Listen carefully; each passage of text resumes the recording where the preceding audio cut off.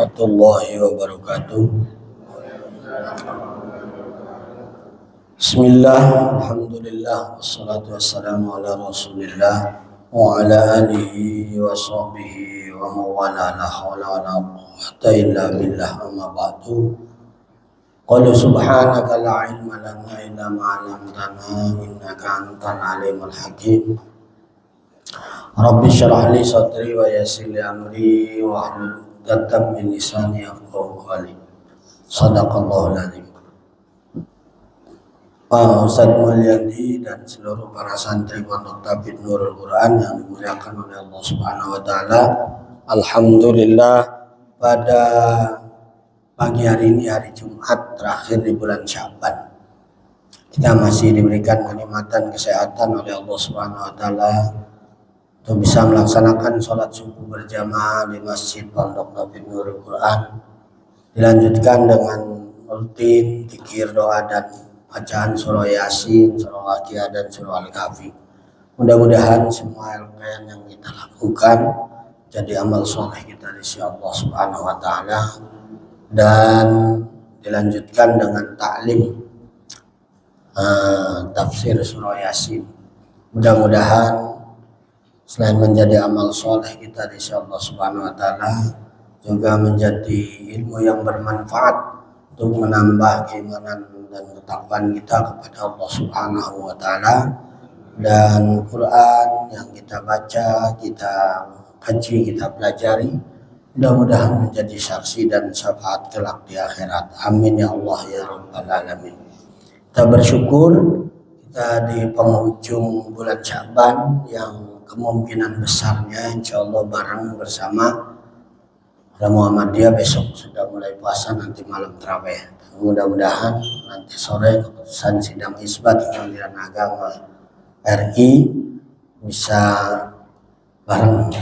Jadi kalau nanti malam isbatnya ternyata puasa itu besok, berarti nanti malam kita mulai tarawih.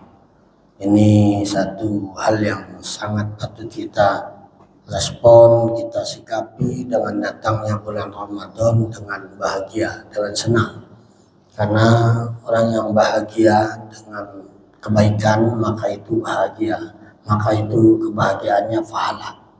Jadi baru bahagianya aja dengan kebaikan itu pahala, bahagia, bahagia dengan Ramadan, bahagia dengan Al-Quran, bahagia dengan kebaikan yang lain, berarti dia senang itu kepada kebaikan, maka itu menjadi ibadah dan menjadi penting bagi kita dalam menyambut Ramadan itu dengan bahagia. Karena kalau kita bahagia, sekalipun capek, lelah, terasa tidak lelah dan tidak capek kalau bahagia. Seperti kamu semain bola, karena kayak senangnya main bola, habis sisa sampai jam 10, setengah 11 nggak capek. Karena apa? Karena senang ya. Jadi sesuatu yang senang itu kita lakukan, maka itu tidak terasa. Orang umroh, orang haji itu berebut, padahal di sana capek, tawaf, sa'i dan sebagainya. Tapi karena senang, jadi hilang capeknya. Maka kita harus sikapi tarawih dan puasa itu senang, supaya nggak terasa capek. Ya, tarawih itu capek, sholat 23 rakaat, ya kan? Puasa dari subuh sampai maghrib, nggak makan, nggak minum.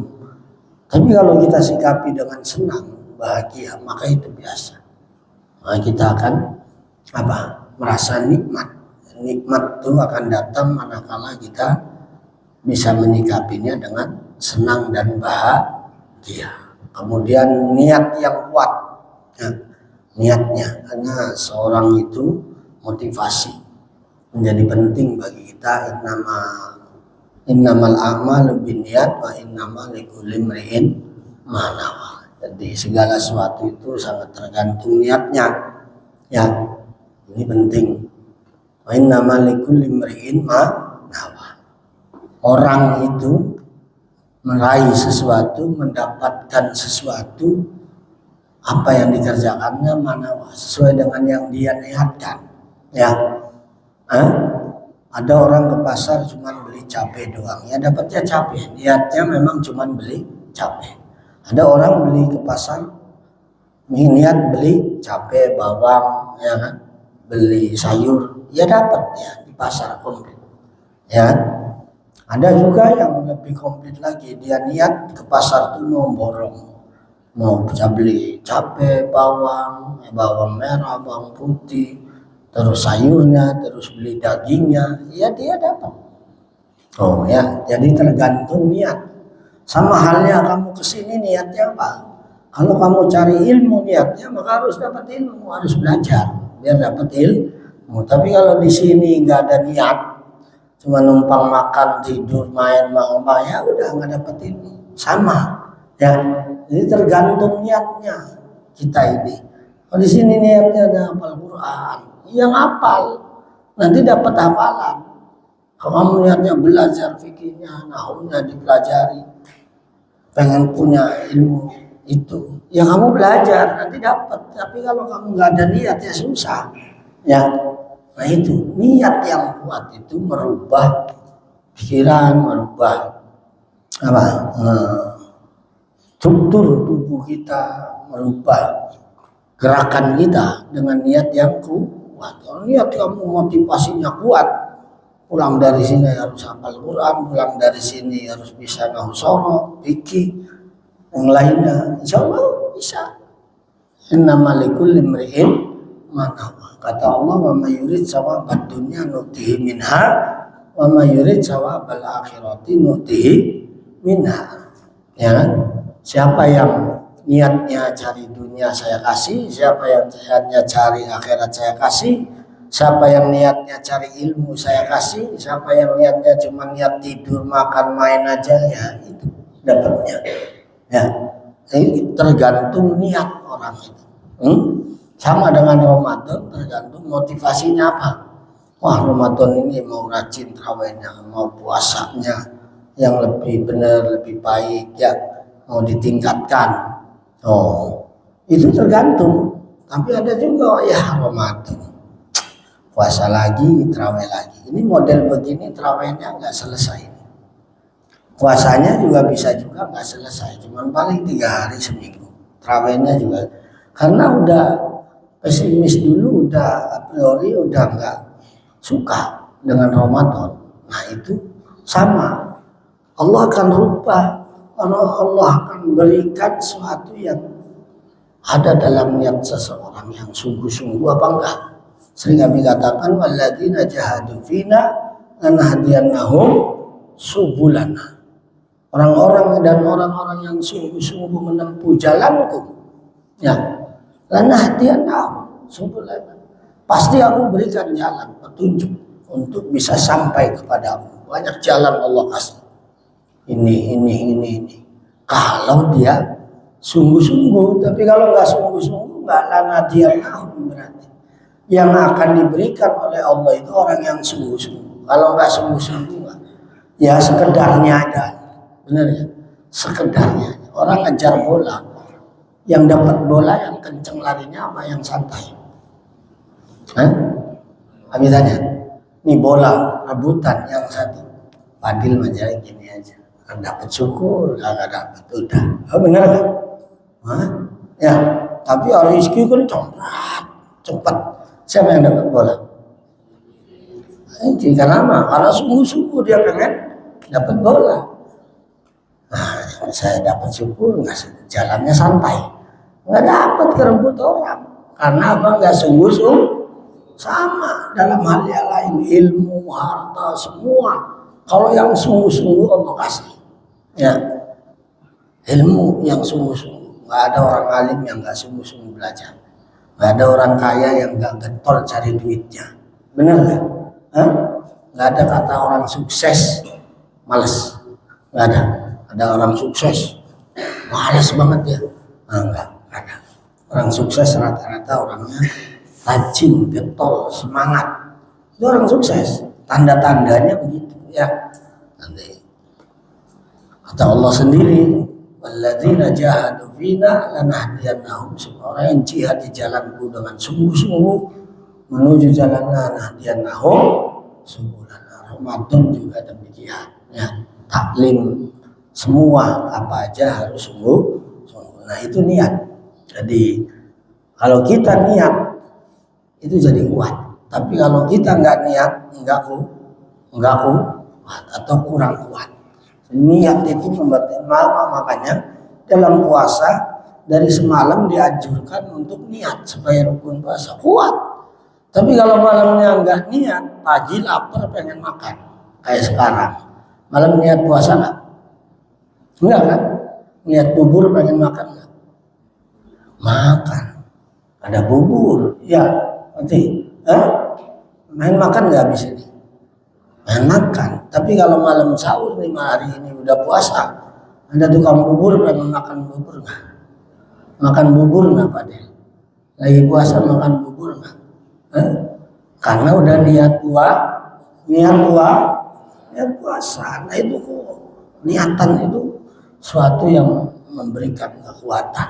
Nah itu penting ya. Itu penting. Jadi bersyukur Ramadan ini bulan Sayyidus Syuhur. Banyak sebutannya. Sayyidus Syuhur, Syahrul Siyam, Syahrul Maghfirah, Syahrul Rahmah, Syahrul Quran. Benar ya? Syahrul Qiyam. Banyak sebutannya. Bulan Ramadan itu bulan puasa, bulan ampunan, bulan rahmah, ya, bulan Qiyam Ramadan, bulan Quran, bulannya Lailatul Qadar. Banyak sebutannya. Bulan Ramadan menunjukkan keistimewaan keutamaan bulan Ramadan. Nah itu insyaallah nanti kita pasaran tafsir Yasin, mudah-mudahan sih bisa selesai. Kalau sehari 4 atau 5 ayat tergantung ayat panjang pendeknya, maka 83 ayat 20 hari selesai.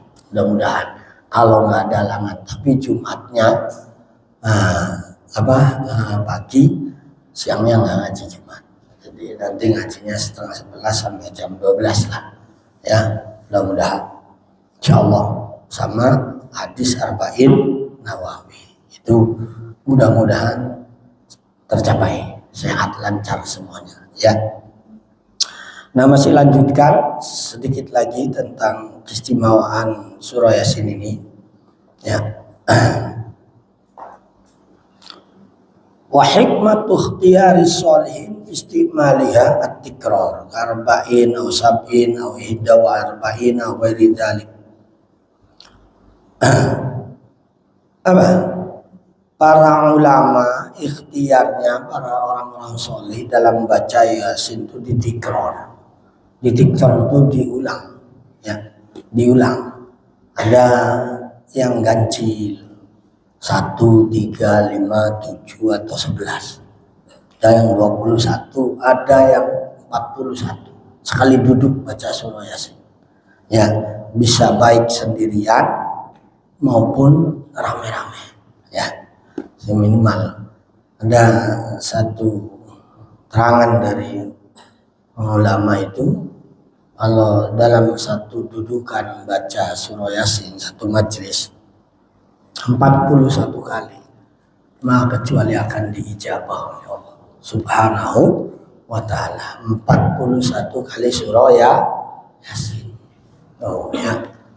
Makanya yaitu ikhtiarnya orang-orang soleh untuk baca surah Yasin itu, ya ada yang 1, ada yang 3 diulang. Tentu kalau tikrar yang enggak 1, 3 kali. Di sini 4, ada yang bilang 4. Tapi umumnya ganjil 5, 7, 11, 21 sampai apa? Sampai 41. Oh ya rodzalika siddatal hijabi wal ghaflati alal qalbi. Itu semuanya akan merubah ya, hijab kelalaian ya, dalam hati. Ada hijab itu penghalang. Ada hijab penghalang, namanya hijab ya kan. Itu bisa terbuka. Jangan sebab mengulang-ulang baca Yasin. Yang tadinya nggak tembus, nggak diterima, ditolak, dengan terus menerus membaca Yasin, insya Allah akan dibukakan oleh Allah hijab. Orang kalau udah dibukakan oleh Allah udah luar biasa. Apa saja, mau ilmu, mau rizki, mau kasyaf, mau yang lain, apa saja kalau udah dibukakan oleh Allah menjadi mudah. Jalan tol lancar, begitu ya. Nah, salah satu ikhtiarnya para ulama, orang-orang soleh terdahulu sampai sekarang, yaitu dengan surah Yasin. Tidak ada kesulitan kecuali akan dimudahkan kalau kita terus-menerus membaca surah Yasin. Tidak ada kesulitan kecuali akan diberikan jalan keluar kalau kita istiqomah membaca Quran, khususnya surah Yasin. Termasuk kelalaian. Orang itu tempatnya lupa, tempatnya lalai manusia ini ya. Tapi dengan terus-menerus membaca Yasin akhirnya diingatkan oleh Allah. Dan di Allah fadkuruni fa'adkurkum. Kalau kalian sering ingat kepadaku, ingatlah kepadaku, maka aku ingat. Dan zikir yang paling utama itu adalah baca Quran. Nggak ada zikir yang lebih utama dari baca Quran. Nggak ada. Ya, Quran itu yang paling utama. Dan di antara keutamaan Quran adalah surah Yasin. Terus kamu deras, insya Allah hatinya akan diberikan pengingat oleh Allah Subhanahu wa Ta'ala. Karena kalau manusia sudah ghaflah, sudah lalai, itu susah. Ya, kayak HP lobet, tahu HP lobet? Di telepon, di WA nggak jawab-jawab. Itu namanya HP lobet. Nah itu susah tuh kalau orang udah punya hati begitu. Ditembusinya susah, dinasehatinya susah. Halo, nggak jawab-jawab. Bisa saja rumahnya dekat masjid tapi nggak pernah ke masjid. Bisa saja rumahnya dekat majelis taklim tapi tidak pernah ngaji. Bisa saja rezekinya berlimpah tapi dia tidak mau sedekah infak. Bisa saja dia adalah orang yang dekat, orang baik, tapi karena hatinya tertutup dia tidak menjadi baik. Naudzubillah min dzalik. Jadi manusia seperti ditutup oleh Allah dan dilalaikan oleh Allah, nggak diberikan hidayah. Naudzubillah, paling bahaya. Ya, kalau orang sudah disesatkan sama Allah hatinya, pikirannya, jalan hidupnya, fala hadiyalah. May yahdillah fala mudhillalah wa may yudlil fala hadiyalah. Orang yang diberikan hidayah oleh Allah, dimanapun dia berada, sebagai apapun dia, maka dia tidak akan ada yang bisa menyesatkan karena sudah dibimbing oleh Allah.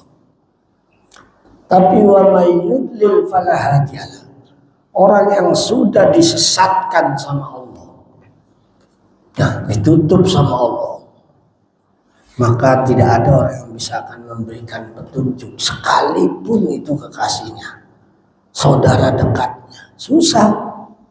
Nah, kita harus bersyukur.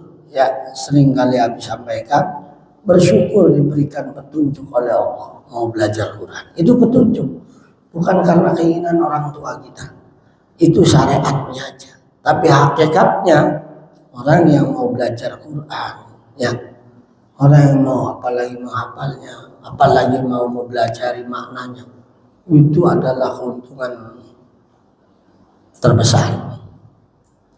Kerugian terbesar itu bukan karena dia tidak sukses. Ya. Kerugian terbesar manusia itu orang yang nggak bisa baca Quran, nggak ngerti Quran, ya, nggak ngerti agama.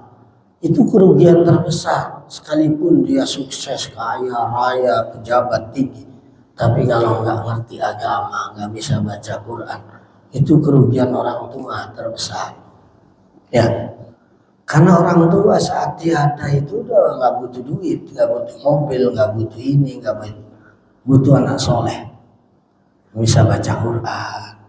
Dia kirimkan bacaannya untuk orang tuanya, ya. Karena inna qiraatal Qur'ani tanfa'ul mayyit. Orang yang baca Quran, bacaan Quran itu sangat bermanfaat untuk mayit. Kita baca di sini, niatkan untuk orang tua kita sampai, dan itu harapan terbesar orang tua saat sudah tiada di alam barzah. Gak ada lagi, cuman butuh doa, butuh bacaan Quran dari anak-anaknya. Nah, kemudian anak-anaknya nggak ada yang bisa baca Quran, nggak ada yang ngerti agama, nggak sholat, kalaupun sholat nggak ngerti. Na'udzubillah min dzalik. Itu kerugian terbesar orang tua, termasuk kerugian terbesar anaknya. Nanti anaknya begitu lagi, karena orang tuanya membiarkan anaknya nggak ngerti agama, nggak bisa baca Quran. Nanti anaknya dia lagi kayak gitu, karena bapaknya juga begitu. Takutnya kalau nggak dikasih hidayah sama Allah, orang yang itu adalah orang diberkahi, dihidayai sama Allah Subhanahu wa ta'ala. Nah, orang ghaflah itu bahaya ya. Jadi akan lalai masa depannya, akhiratnya, hidupnya. Hanya disangkanya hanya di dunia hidup itu orang yang dilalaikan. Maka kita diusahakan jangan jadi orang lalai. Nah, salah satunya itu baca surah Yasin supaya kita terus dibimbing oleh Allah Subhanahu wa ta'ala. Wa bitikrari tasfu mir'atahu wa tariku tabi'atahu. Wa in kana al-fadlul madhkur la yatawaqqafu ala tikrari kama yashhadu lahu hadhil hadis. Dan dengan mengulang-ulang baca surah Yasin itu akan memberikan efek yang baik, akan bersih cerminannya, akan melunakkan hatinya ya. Tabiatnya yang keras lama-lama dengan Quran, lama-lama dengan dengan Yasin itu orang bisa lunak. Bahkan tidak sedikit orang yang keras karena mendengar Al-Quran itu menjadi dapat hidayah. Sayyidina Umar itu dapat hidayah wasilah dengan mendengarkan Quran. Tidak sedikit, karena Quran yang kita baca itu akan berdampak bukan hanya pada yang membaca kalau kita terus, tapi yang mendengarkan, bahkan sekitar itu akan berdampak. Pelan-pelan lama-lama. Itu mukjizat Quran. Ya, khususnya surah Yasin.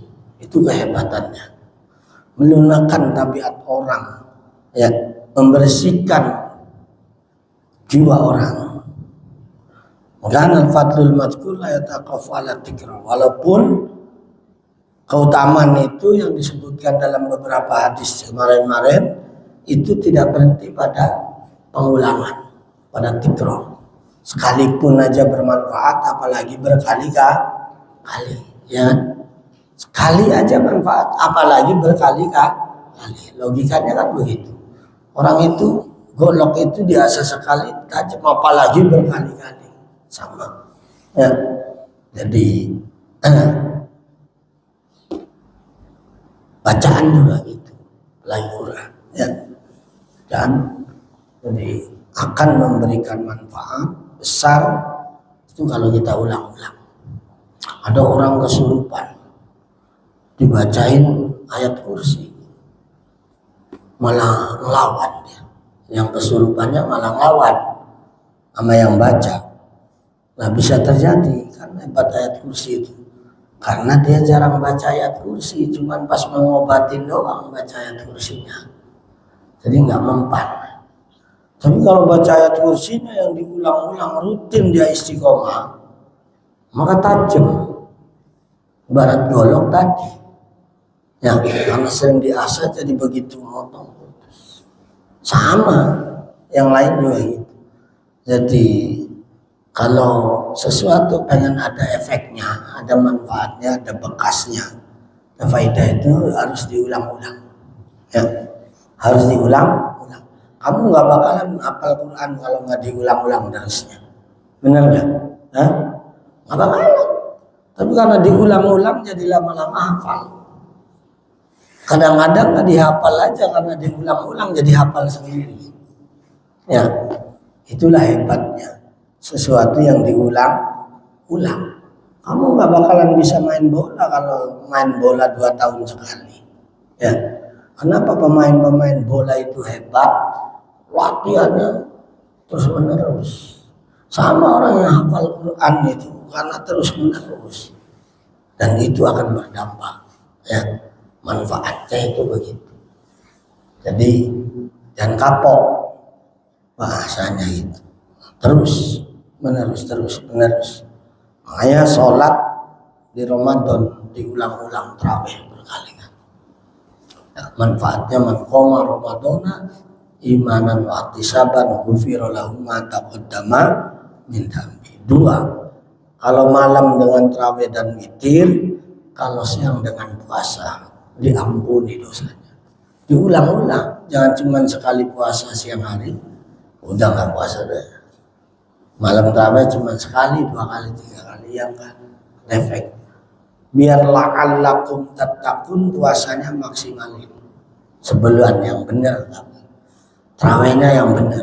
Insya Allah itu akan diangkat derajatnya oleh Allah menjadi orang yang takwa. Allah sayang sama kita. Dengan takwa itu dijamin dalam semua hidupnya. Wa may yattaqillaha yaj'al lahu makhraja wa yarzuqhu min haitsu la yahtasib. Kenapa Allah merintahkan puasa dan yang lainnya? Agar kita menjadi orang takwa. Kenapa kita supaya menjadi takwa, menjadi mulia di sisi Allah dan di sisi manusia. Gak ada orang takwa hina. Cobanya dari Kanjeng Nabi, sahabat, tabiin, semua para tabiin, para ulama semua. Yang takwa itu mulia. Enggak adanya aja mulia, apalagi waktu adanya. Enggak adanya aja mulia.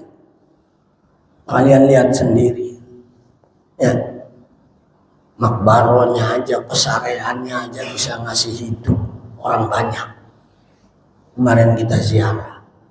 Kalau itu bukan orang soleh, nggak mungkin banyak yang ziarah. Nah, ojek ngebut lagi, miring-miring lagi, benar nggak? Ya, orang pada mau aja, benar nggak? Karena di bukit itu ada orang soleh, benar nggak? Mulianya. Memuliakan orang banyak, memberikan rezeki pada orang. Kalau coba yang dikubur di Bukit Muria itu preman, siapa yang mau ziarah ke sana? Benar nggak? Makanya kalau ada orang nggak percaya sama wali, kamu kubur cari bukit, ya, dikubur di situ, ada yang ziarah nggak dia? Nah, kalau bukan orang wali kekasih Allah, bukan orang soleh, nggak mungkin. Ngebut lagi lah ojeknya, bayar lagi, ya kan ya.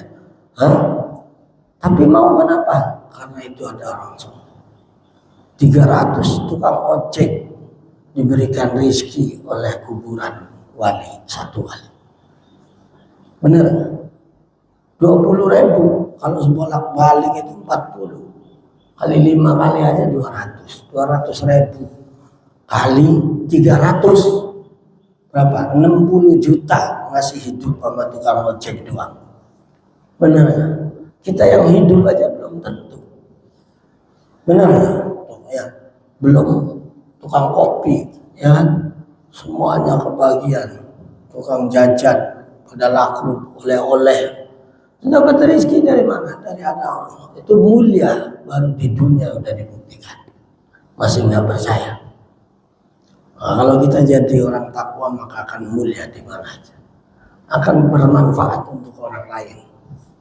Ya, banyak orang hidup nggak manfaat untuk orang lain, masih hidup, apalagi udah mati. Coba, ya paling nggak kita masih hidup lah bermanfaat untuk wali, orang-orang takwa udah nggak ada.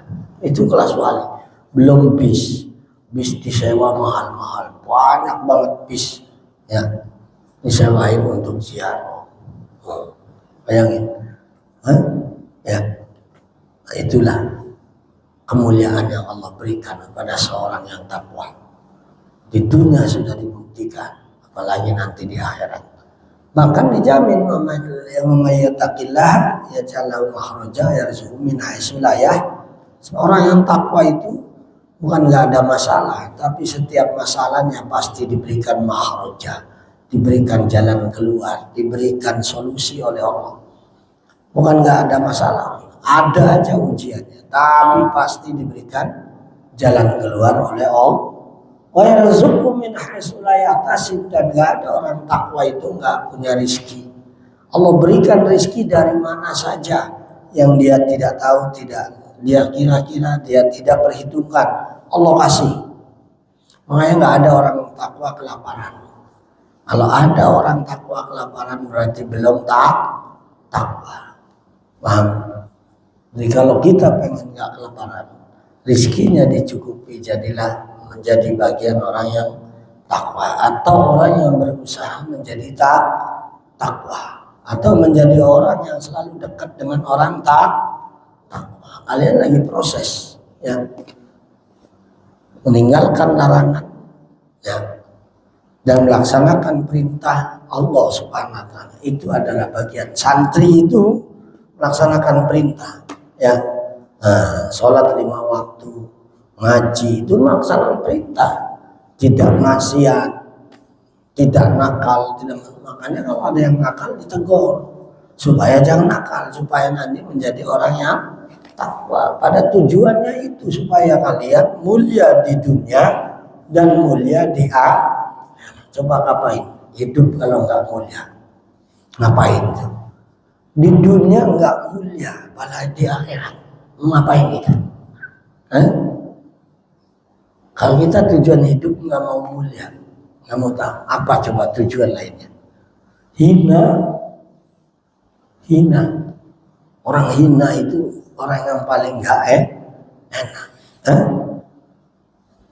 Ya. Lihat orang gila nggak? Orang gila lihat nggak?